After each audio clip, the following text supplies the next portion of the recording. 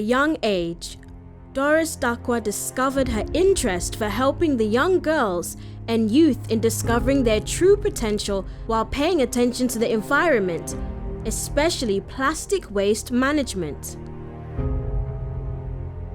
In spite of all her difficulty being a physically challenged individual, Doris was faced head-on with a sudden incident at age 3, which left her with a scar she has lived with her entire life. My name is Doris Darkwah. I am the fourth of 6 children. I also own an NGO, a ban against neglect, that supports marginalized young girls.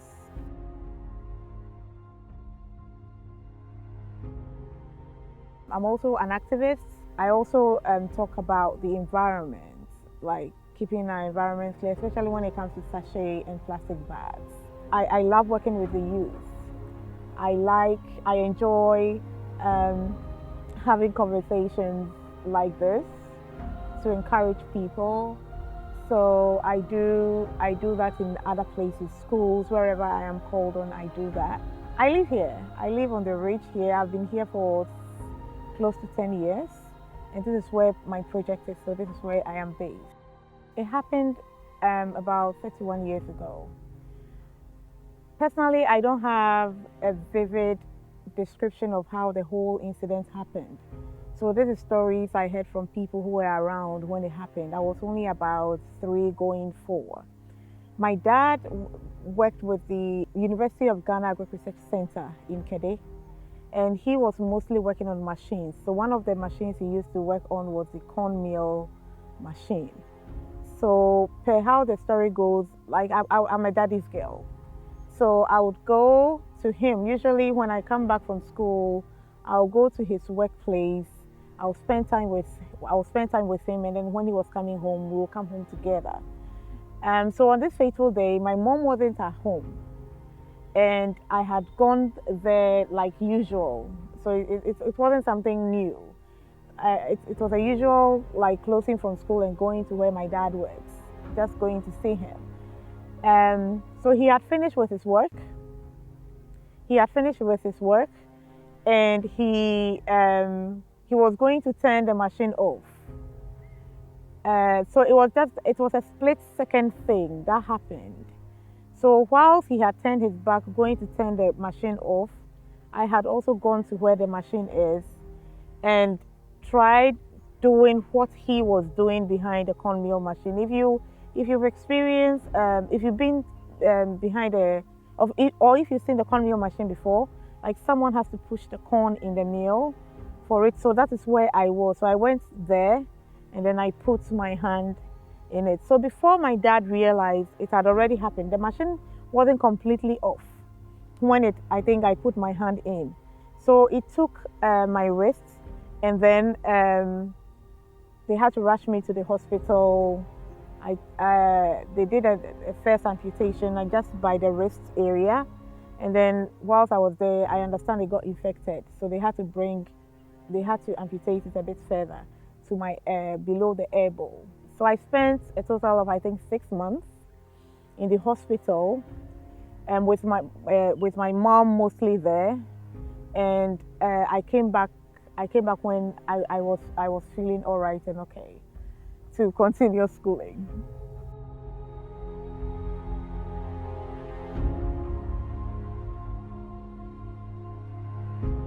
I went through a phase where I didn't want people to know I was physically challenged, and that was when I was growing up. When I finally noticed when I was growing up, because when it happened, I don't think I remembered a lot of the things that was going on.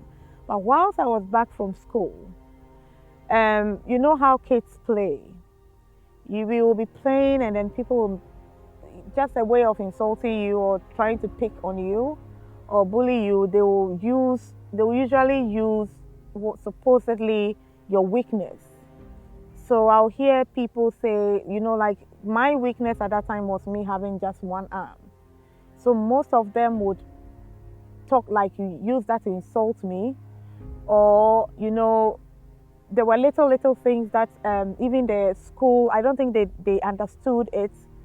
But for instance, bring cutlass to school, but they will tell me not to bring a cutlass because I can't weed. So those little things like made me understand what was happening with me. And this was when I was young. I was like, why can't I weed? Why can't I do this? I keep asking myself questions. And then the answer always came back to the fact that I didn't have both hands. So in a way, I felt like really limited. And I felt like, I wasn't pulling my weight when it came to like people being around. I am in a group. Everybody is weeding. Let me weed. But then I wouldn't be allowed to. So I wasn't pulling my weight enough. It made me feel like I didn't deserve to be with people. So I keep telling people when I was young, I was an introvert. I'm not. I think I just found out. Like, I'm not. I think I am a very vocal person. I am an extrovert. I like outside things. But these incidents when I was growing up shaped me, made me very, very reserved. And so I stuck to reading books, going to the library a lot. I stuck to studying hard rather. And I stuck to doing just things that don't involve a lot of people. I wouldn't even go on excursions unless I am forced to. The whole experience wasn't a fun experience. Not even when I was in secondary school, not when I was in the university. But during those times when I was growing up, I started seeing the other side of what I can be. Right? I started to acknowledge that indeed, I have a physical challenge, but that is not supposed to limit me. So I got to understand all of these things, and then I started feeling a bit better. One thing led to another. From being a model, I became Miss Ghana Universe, I became Mrs. International, and through all this, a lot of things has happened. So much has happened. Modeling is a work for the world. When I went to the lady pastor, she told me that, woman, there's a calling on your head. There are many souls chasing you. You can choose your life or you can choose money. Every time I think of the first time I became born again, my mind goes zoom straight there, the way the heaven opened and the showers, and there were other people, but my experience was very different. Focus on your salvation now, because enche biara, not too long, rapture will happen.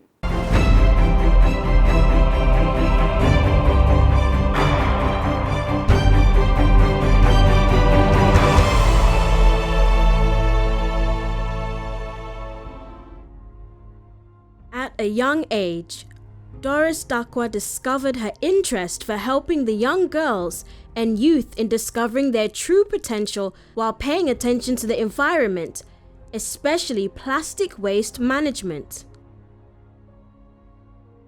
In spite of all her difficulty being a physically challenged individual, Doris was faced head-on with a sudden incident at age 3, which left her with a scar she has lived with her entire life. Perhaps when I was a kid, I was really, really outgoing. I was active, I was curious, and I was probably funny. But all those, when I started noticing the fact that I was physically challenged, that is when everything started changing. Because then I was constantly being reminded, not of the hyperactive part of me, but of the negative side, which is the hand. So it was constantly, and it wasn't being used in a positive light. So it was always being talked about as something that is weak, that expresses weakness, or something negative. It was never anything positive or bright or light, nothing like that. There have been days that I have felt depressed. Even now, because this thing, it doesn't go away. Even now. And it mostly has to do with relationship with people. From all the experiences Doris went through as a little girl, She always had battles with getting accepted by others considering her disability. I joined the choir when I love to sing. So I joined the choir when I was in secondary school. And there was this time we had this choir dress and it was going to be a PTA. So we were supposed to dress up and then go and sing. But they made the dress like long sleeve. They made the dress long sleeve and it wasn't a customized thing. It was something that was there. You go pick your size and then you wear. So everybody had to wear. And I am a treble singer, so I would stand in front of everything. I think that time was probably one of my very, very, very down moments. Because I didn't want to go out wearing just one long sleeve and one pulled. And I didn't want people to also notice that I was also physical, because either way, some people were going to notice that I didn't have both hands. So it was my appearance. I think I was more appearance-based during those periods. It was all about my appearance. People kept telling me, and it wasn't easy being a dark-skinned person. Even though we are blacks, there are still shades. I am really, really dark. So it wasn't easy. I felt like everything was against me. I was dark, I was physically challenged, I was coming from the village, everything it just felt like the universe didn't want me there. So I did break down, and it did affect my studies. Because I went to St. Rose's a bright student. No, not the brightest, but I went to St. Rose's a bright student. But I struggled with my grades. From Form 1, my grades weren't good. Eventually I picked up and I did well. I had to learn how to live with that community, to ignore some of the things that people would say, to find something new to love about myself, to live through it. And that's hard. You have to go through that whilst you're studying. And the rest don't have to feel that way. I know everybody has challenges, but at that point, for me, they didn't have to worry about if they were going to get, somebody was going to visit them from the home, but they will come. They didn't have to worry about washing their things. I was worried most of the time. I had help, but I didn't know how to ask for help then. Because again, I felt if I have to ask for help, it's a sign of weakness. I didn't want to show anybody any kind of weakness. So it was me. Most of the times I had to learn to do things by myself, even if it meant hurting me. And I did wash, and most of the time I wash myself. And I'll get bruises on my hand, because it's not a pound. So if you're washing, you get bruises. But I still did it, and I would do it. It would take hours, but I would still go to the bathroom and do it myself. So those are some of the things that it really got to me. Secondary school was a step for me to live an independent life, because until then, my parents and my family were doing everything for me. My sisters were doing everything for me. My mom and my dad, they were doing most of the things for me. Even though I didn't want that to happen, it did happen.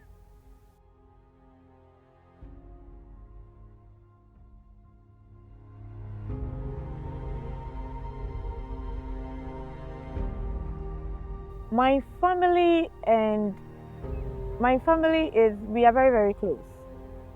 We've been close, not the extended part, but the nuclear. And I always see myself as the center of discussion. But usually the discussion happens around me. I feel like they happen around me, not with me. And I don't think it's their fault. I think they have to learn how to also relate to me. My dad especially, once the accident happened, I know me and him, the relationship started, we started going different, going apart. My mom and I were close because my mom was really hard. She was really, really determined to let me do things by myself so I can be independent. Me and my dad have never sat down to talk about my disability. I don't know my dad's side of the story as it is now. I don't know my sister's side of the story. So everything I heard about the day that the incident happened is from people who were around. So my dad did blame himself when the incident happened for a long time. And this happened when I was, like I told you, around 3 or when it was when I finished university that I finally got a reaction from him. And it wasn't even directly from him. He sent a text to a friend he spoke to a friend who was outside Ghana. And this person contacted me on Facebook, sent me a message on Facebook that my dad blames himself for like what happened and all of those things. So I also replied, I was like, if he's using you to do the conversation, then let me also go through you. So to tell my dad that there has never been a day that I had blamed him. And it's true, never ever have I blamed my dad for what happened. Finally, her grace call came through to have the feel of having two hands again. I think after school, I would be in my national service. When my church, I got a call one time from the minister that somebody wanted to speak to me or somebody wanted to help me get a prosthetics. So I was like, oh, freebie. You know, it's like it was coming free. If it was somebody sponsoring, I didn't have to pay for it and stuff like that, then I was going to go for it. So they asked where I could get some. I was like, oh, I know it's a place that's in Sawan. So we went there. I went through measurements phase. I went through all the phases that I needed to go through. It took about 6 months. And then I went in finally for the fitting. And then I got it. Charlie, it was like the best thing that ever happened to me. So when they put the thing on and I saw myself, I think I saw for the first time me with two hands, right? Because what my parents did was once I had the accident, they destroyed all my baby pictures. So all my baby pictures, I can't find one. All my siblings have theirs. So I kept asking them where my baby pictures are. So up till now, if you ask me of a baby picture, I can't find one. But for the very, very first time, I saw myself, even though it was fake, like I saw myself with two hands. And that was exciting. At a young age, Doris Darkwah discovered her interest for helping the young girls and youth in discovering their true potential while paying attention to the environment, especially plastic waste management. In spite of all her difficulty being a physically challenged individual, Doris was faced head-on with a sudden incident at age 3, which left her with a scar she has lived with her entire life. When I started with the NGO, I didn't have the prosthetics. And I started as a volunteer, so I'll go on the weekends. So the weekend when I got the prosthetics, after I went to do my Thanksgiving, the following weekend I wore it and I came up. I was living in Accra then, so I came up to Ibri. So I remember the girls and their reactions then very, very well. They didn't know how to react to me. They didn't. It was when we were upstairs and then we were doing some stuff around, and then one of the girls came and asked, or some of them, it's not just one. One of the girls came to ask why I have the prosthetics on. So, Madam, why do you have this on? And for the first time, I didn't have an answer for them.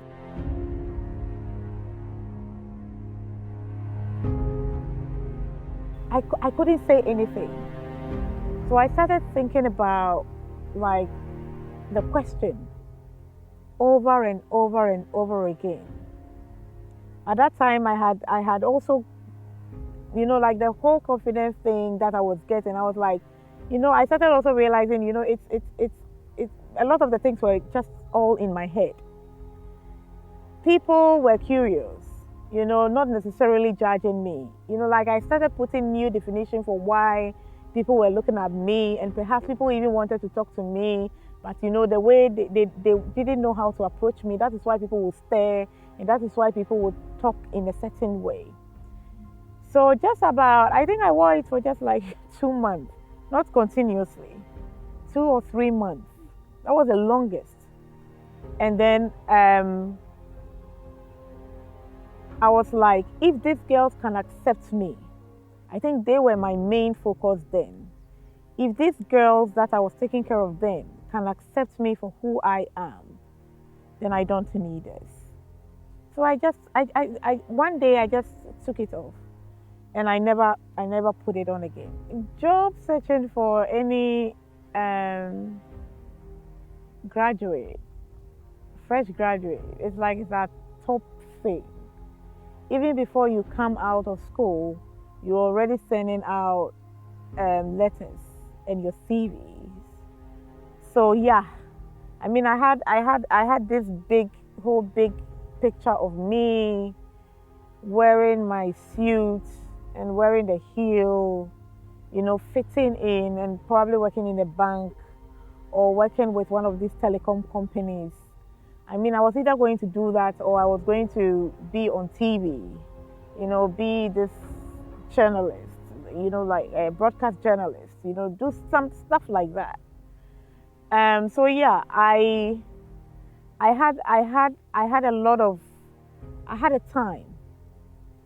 I sent so many letters, but there was this particular one that I was so looking forward to. I had gone through the first phase of, it was all not physical. We went through the first phase. I sent in my letter. We had aptitude tests. Then we did phone interview, and the feedback was just like positive. It did feel like I was going to be part of the chosen. And then the last phase was when I had to go for the physical interview. So I went, and I had the interview, and just a couple of days later, I got a call back to say I wasn't picked. They wouldn't tell you why. None of them would tell you why. I got really, really angry, and couldn't find any reason why I couldn't be placed, because all comments, without me being seen, like went in the way that I had that position. And then I only had to go for the interview, physical interview with the interviewers, to be turned down. Discovering herself made her a strong and better person, which served her several opportunities to empower many other girls through her NGO. One of the things that helped me, or that brought me to this point, was a book I read, The Purpose-Driven Life. If anybody has ever read it, or if you have ever read it, it just brings you back to you, and most importantly, it brings you to God. It brings you to the center of your being, and why God made you who you are, and why you are the way you are, like your looks, your the way you talk, the way you walk, everything. It's not a coincidence. I had to pray to be sure of what I wanted. It was either I was going into the mainstream job where I got a lot of the money, because I had started some research job. In about a week, I was making so much. And now this organization is giving me another opportunity, and they were giving me very, very tiny. So I needed to choose between doing this job, which wasn't permanent, it was just like on contractual basis, or doing this one, which was permanent, and then which was also like impactful to other people. So I needed to choose between that two, and I chose the other one, because then I had learned I had learned about my purpose. I had learned about investing in other people's lives. I had learned about sowing seed in other people. So it was all now coming together. So I now got to understand like my struggles, everything I went through when I was a kid, every shame I felt, every pain, every tear I shed, every misunderstanding I had, every neglect I felt. I needed to use that I needed to use that as someone who had overcome them, maybe not completely, but somebody who had overcome, because even through that, I went through the university. I graduated. I needed to use that to help these young girls, because if I could do it, then they can. There was nothing that was going to stop them. Indeed, acceptance has transformed the life of Doris Darkwah and has made an inevitable mark on the lives of others positively, which she will forever be grateful for. So Aban became my baby. Aban became something that was like very personal. It has been very, very personal for me, because I see my life through the girls and through the community where the girls came from. It became also personal because my fulfillment came from seeing them rising above the challenges that they were going through. But Aban has been the peak of my confidence, because I have spoken with these girls, I have worked with most of them, and I have seen a lot of them transform from what they used to be, poor, or what other people used to see them as poor, undeserving, neglected girls, to working mothers. Some of them are married now. Some of them are living life. Aban has been an organization that does two things. One, we are a social enterprise. We say we are a social enterprise that care about the environment, and we also empower young women. Now, the way we do that, there is a very interesting story. So we use the sachet bags that we pick, we collect, and then it goes through a process. We wash them, sanitize them, dry them, take it to our workshop. We work on them, and then we make beautiful products out of it. So we make these products, and then we sell them, and then that is where we make that is where we make money to take care of the young women that we have in us. So acceptance is one of the biggest lessons I believe anybody can have, or can learn from their own life. Because the thing is, the image of who you are, when you stand in the mirror, what you see is what you are.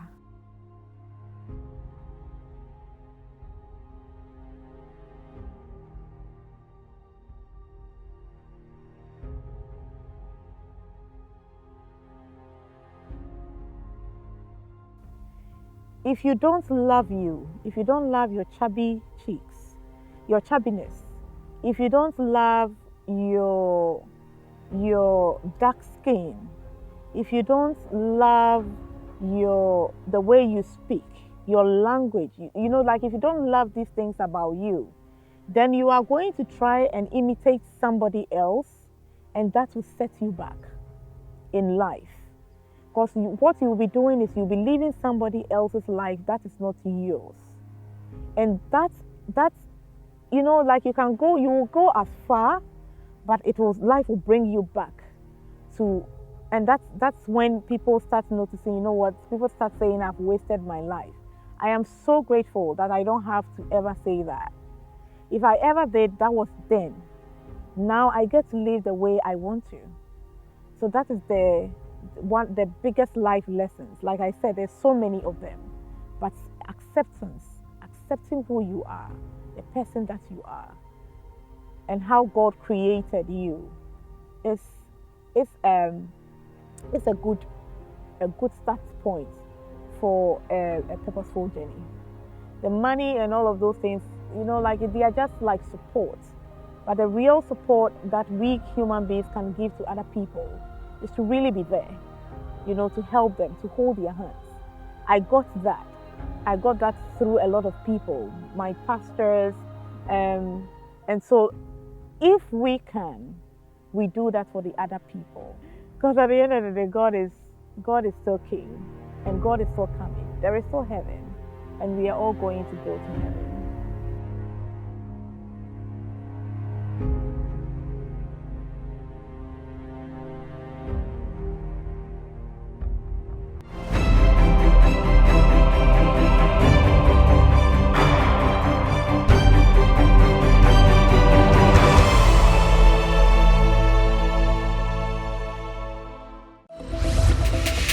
Just as you know, every worthy cause needs support.